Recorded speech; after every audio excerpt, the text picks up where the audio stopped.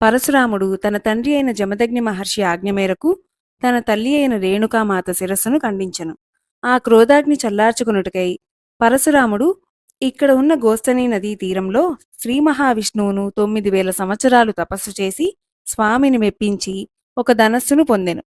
దాని సాయంతో భూమండలమంతటా పర్యటించి అనేక మంది రాక్షసులను, శత్రువులను, ముఖ్యంగా కార్తవీర్యార్జునుని సంహరించి అతనిని జయించి ఆ దోష పరిహారార్థమై కైలాసమునకేగి అందున్న క్రౌంచ పర్వతమును భేదించి శివుని అనుమతితో ఒక లింగమును తెచ్చి ఈ గోస్తనీ నదీ తీరంలో ప్రతిష్ఠించెను.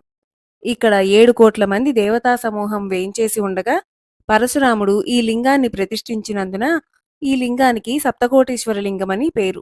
కాని ప్రతిష్ఠించిన పిదప గోస్తనీ నదీ జలాలతో ముంచెత్తబడిన స్వామిని చూసి పరశురాముడు, శివయ్య, నేను ప్రతిష్ఠించిన ఈ లింగమందున్న నీవు పూజలందుకోలేవా స్వామి అని బాధపడెను. అప్పుడు ఆ పరమశివుడు ఇలా పలికెను: పరశురామా, నీ తల్లి శిరశ్ఛేదానికి రగిలిన క్రోధాగ్నిని చల్లార్చాలంటే ఈ లింగం ఎప్పుడూ నీటిలోనే ఉండాలి.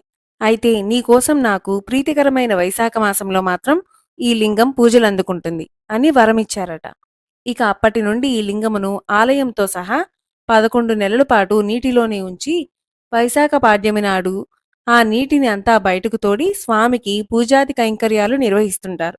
అంతటి మహిమాన్వితమైన ఆలయం కాబట్టే ఇక్కడ రాముల వారు, లక్ష్మణుల వారు కూడా 2 లింగాలను ప్రతిష్ఠించారు.